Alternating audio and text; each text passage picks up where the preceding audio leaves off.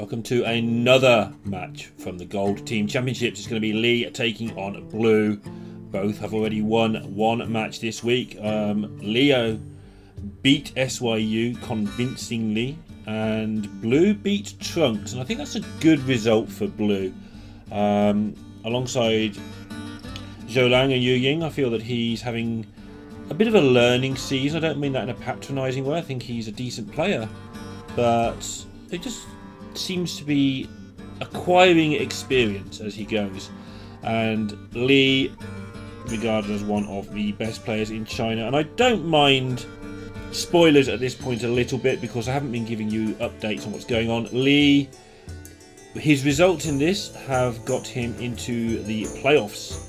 He's won 5 of his matches out of 5 so far, so that should be of no surprise. And going into this one, the result didn't matter at the time. And again, if you've mentally tracked every single player and worked out their standings, and that's a spoiler for you, I'm sorry. But also, if you've done all that, you're amazing. So well done. The lineups: Bleau has got the Warrior, which is banned, Priest, Demon Hunter, Druid, and Lee has lost his Druid. So he's lost his Demon Hunter. He hasn't got a Druid, so he's really lost it. He's got to look hard for his Warlock, Hunter, and Warrior. And unusual to see a Hunter, and in this Gold Team Championship, it's very unusual to see no Druid. Liquid have been the other team that have regularly not brought it, but most of the home teams, the 7 Chinese teams, have brought Druid to the event. So interesting to see how this goes down. And this particular game will be interesting. And now it's getting into the crux of the matter, because Druid versus Warlock. I still maintain that this is Druid favoured, but it's definitely open for debate. But the reason I think it's Druid favoured is exactly what's happened in this game so far, is that when the Druid does its broken stuff, the Warlock's got no equipment to deal with that. That being said, Bleau is going to be pretty slow here. I assume he's going to innovate out his Ysera and then play his Overload the turn after, get some dragons into play. Druid always wanting to get that big board established before twisting Nether range, and when your opponent only has 4 mana and you have 8 plus innovates, that is easy enough. So although this can't be dealt with this turn in a convincing fashion, Celedan will deal with it next turn, and Lee really just needs to decide what he wants to sacrifice to the dragon gods. With 15 cards already drawn, he'll be kind of wanting to keep these mortal coils to complete the quest in a couple of turns' time. Might just throw out the Blood Mage Thanos, but that's irritating for him because that's damage he'll never see again. He can Moarg it down. No, that would be really, really awful.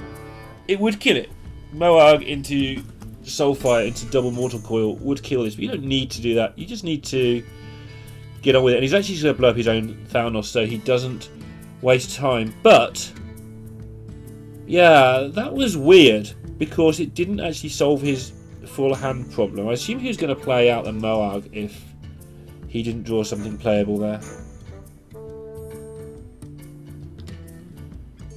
But even by playing the Blood Mage, which is my original plan, that didn't work either, so maybe he was just going to play a Mortal Coil onto the Ysera. Either way, he didn't waste any mana, that's the important thing. Now he's nearly completed the quest. But look at the mess he is in already. This Ysera fetching some of her dragony friends. And now with the Mount Seller drawn for Bleau, when these are dealt with, and he should be in no hurry to place more stuff alongside these. It's like, here's 15 attack, deal with it, and then here's 15 more attack, deal with it, and then here's some glowflies, and by the way, they're Soul of the Forest, so deal with that as well. And the scary thing is that sometimes the Warlock deck does deal with those repeated questions. It has to fly by the seat of its pants a little bit. It will sometimes be very low on health, and the Warlock does have to push its luck a little bit. But it can get into these games. Usually not so much when the Druid gets the full ramp crazy Asura starts like this. It tends to go the Druid's way for fairly obvious reasons. But no reason to believe that Leaoh is out of this yet, although there is reason to believe it. He's facing 22 damage on the board with no obvious way around it. So let's have a look at how he can stay alive first of all. So he's got to deal with a 12-12. He can do that. Can he do that? I mean, really, can he do that? I'm not so sure he can.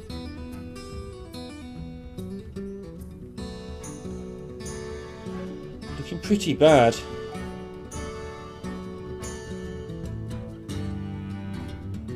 So what's Moarg and Rain going to do? That would put 26 health on the board, which is 13 pings from the Dark Skies with only 9 available. He would likely kill off the 6-5 and the 4-5 and leave up Deathwing.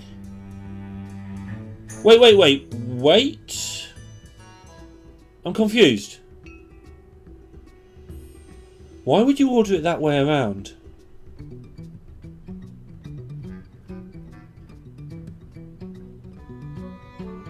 I don't know why that ordering was how it was. I mean, that made it more certain that he would kill the things, but I guess he does 8 damage instead of 4.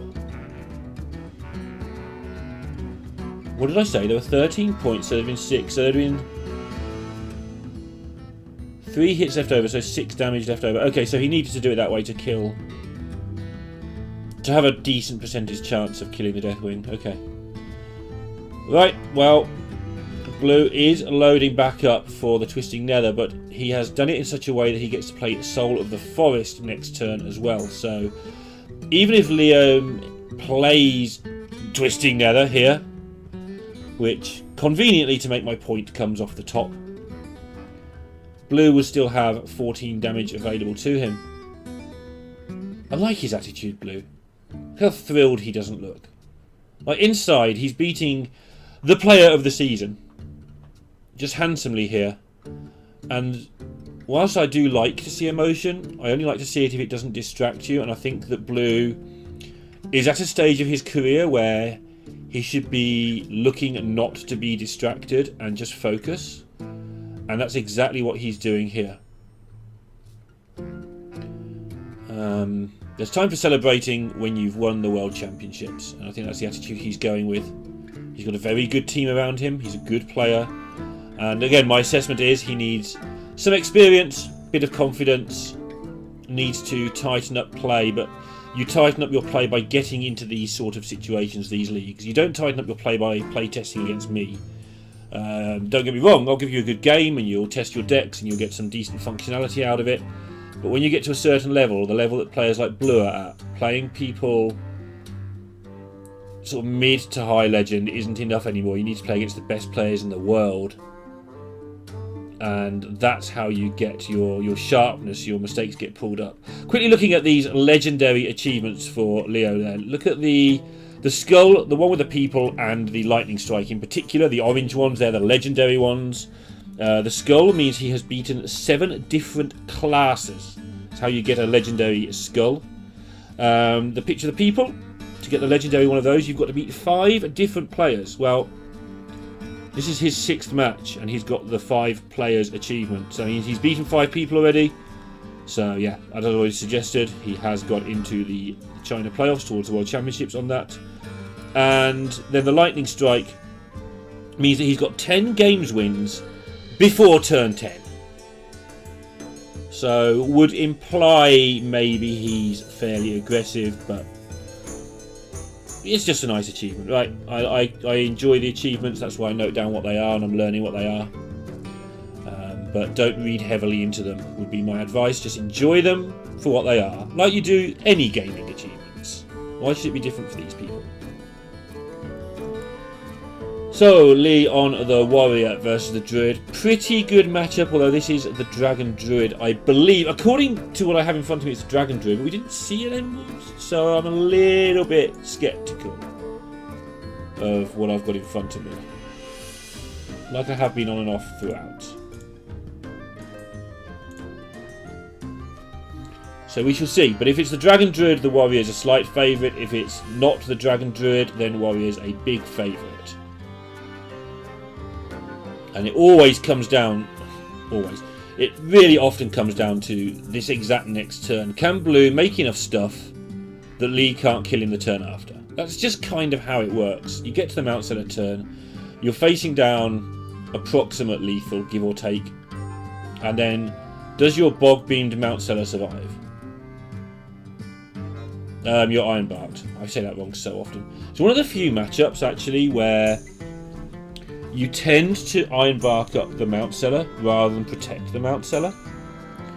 And the reason for that is it's just the biggest thing, and Warrior doesn't usually play Execute. Although we have seen some Warriors playing Execute, so if the Ironbark goes somewhere else, it may be because there's Executes in the deck. But it didn't go somewhere else. I got excited about the Grom for a moment, and I realised that Lee has 5 mana available.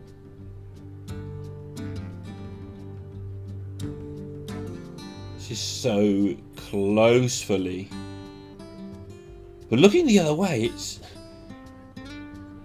22 damage in the minions alone on the board, I believe. That adds up. There's not many 22s in 30. And so Lee, looking like he's going to get this done, doesn't look like he's going to get it done at all anymore. It looks like he's going to get a Druid in the face. Last time he was on show, his first match, I think it was like week 5, it might have been week 4. Anyway, in phase 2, Lee played against world champion Lion, and he beat her in no time, 20 minutes or something, by going 3-0 with Druid. She basically didn't get to play a card. And although he's at least has some semblance of a game, he hasn't really. I'm wondering if Bleau is just going to do to Lee what Lee did to Lion. And Lee not have a game. You can see on Lee's face that he doesn't think he's winning this one. I don't think he's winning this one. What would he even need to pick up next turn to win this game?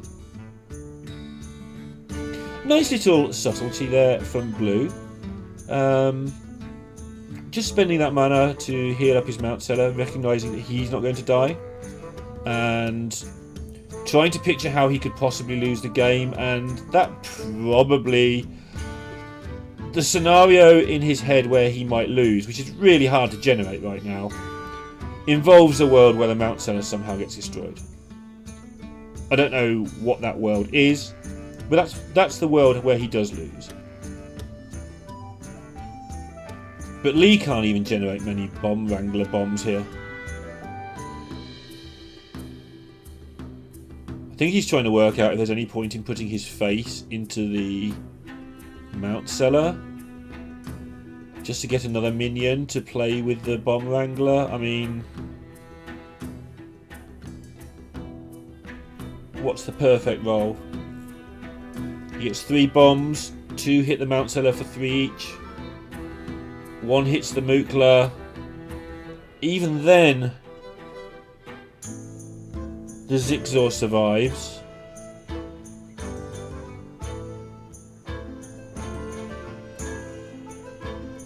I mean, obviously, okay, he gets the extra bomb this way, okay. So I don't think he can get this done. I mean, he's losing anyway. We can see he's going to lose, but I don't think there was any way of actually clearing there, even if he could choose how much damage the bombs did. As we look over his achievements, and he's 2-0 down. Bleau, we're pretty happy. I don't know what the cup means. I might look that up next time. Maybe he won a cup.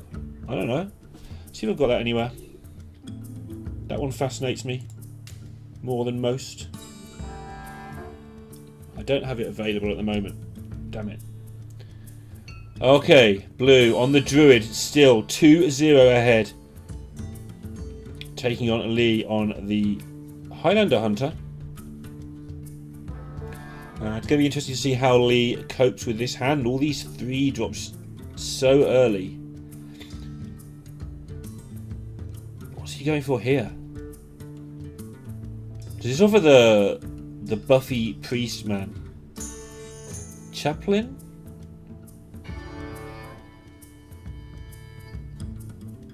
I think it runs like 50-50 between that and the Sorcerer's Apprentice.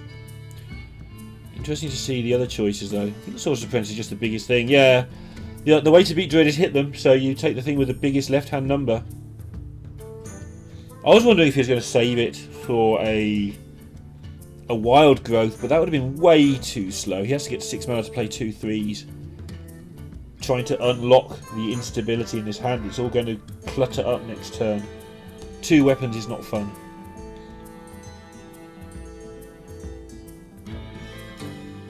Well, no ramp available for Blue. He's eyeing up this Innovate Glowflies, but it's 3 2/2s. What's the point? He likes it. He thinks that he's going to get... And it is the Dragon Druid, by the way. I guess he's thinking he gets at least 2 more and probably 3 more next turn. It is only turn 3. But...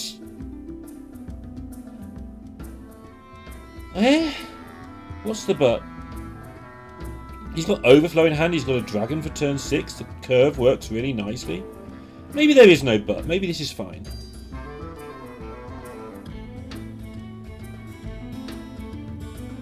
Lee's having a think about this. It's like, why would my opponent do that? It doesn't seem very good. Maybe in the world of the best players in the world, maybe you can pick up the read that the other Glowflies in hand?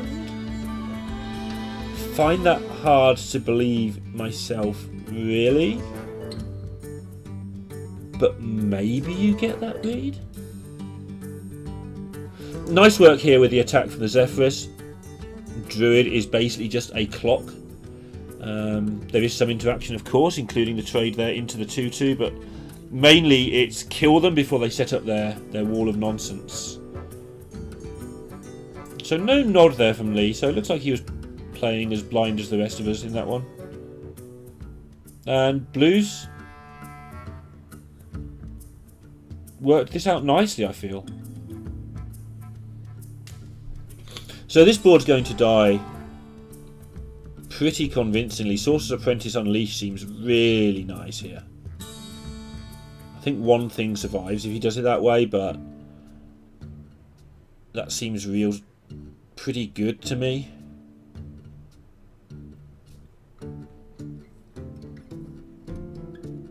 What else is available? Not a lot. What does he want to do next turn? That's the other question. I mean, the Griffin and the 2 mana is 5. So playing an Apprentice with Unleash is mana efficient this turn. It's not ideal, don't get me wrong here, but he's got to rely on picking up some big cards, maybe a Siamat, maybe a Bran or something over the next couple of turns anyway. So he wants all this fluff out of his hand by the time that is relevant. So he might as well play it now. He's not going to get to use it to efficient levels on turn 8. There is a case for saving Unleash for later. You know, when the Druid makes its massive turn, if there's a way through the Mount Cellar on that turn and you hit them with 6 Unleash dogs, then sure. That's usually not the situation that represents reality. Pretty close on this. Closer than the other 2 games at least.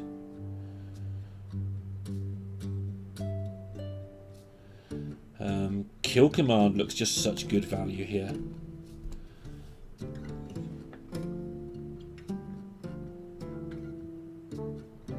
Kill Command Griffin and just leave the board how it is. It's not very exciting. What else can you do? Kill Command and change weapons. So you've got a bigger weapon loaded up because otherwise you might never get the chance to play it. I like the idea of using this Kill Command for 5. 2 mana, do 5. You're going to struggle to get beasts. You're going to struggle to get cut costs. So that merges both those 2 things together. And he's just going to put the Griffin in. The only thing I have against this is you overkill this by 1 damage. And next turn there's a Mount Seller coming where you might need every point of damage you can get your hands on. I'm not crazy, but I feel like that might be okay. So overkilling by 1 damage, not the most efficient in terms of damage, but maybe he's got the way the weapons work, etc. planned out, and he feels that the weapon charge is worth a lot more than that 1 point of overkill.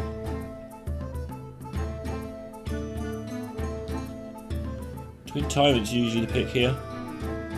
Take down 2 of the likely problem beasts that he'll be fighting against. The question is, does he get there to turn 8? And that sounds crazy, but next turn Blue... Wow. Maybe Leaoh doesn't expect anything bad to come of this.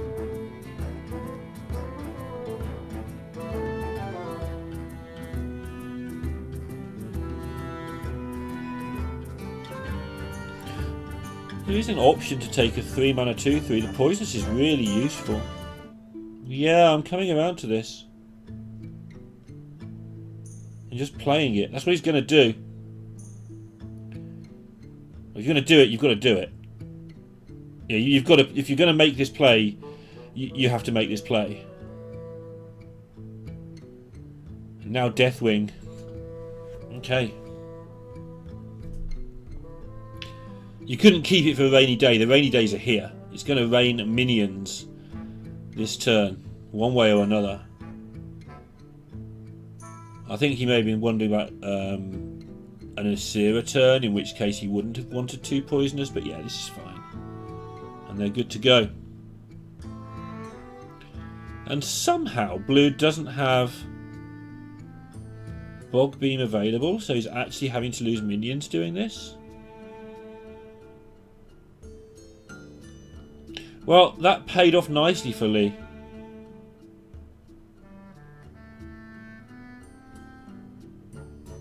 He has been up against it for pretty much the entire game.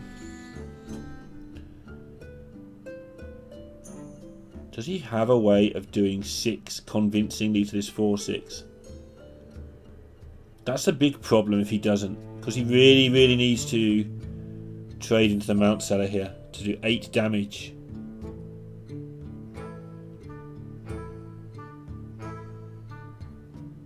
Organising your rush minions in Hunter is really difficult. I mean, there's only like 3 of them, depending on your build, 2, but getting the time and the right place to organise them is difficult when you're trying to also play on curve and play to the board, etc.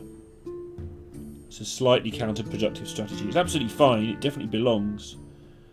It just makes life hard, and yeah, he's having to trade in here, and this is really bad news for him. This is just not fun at all.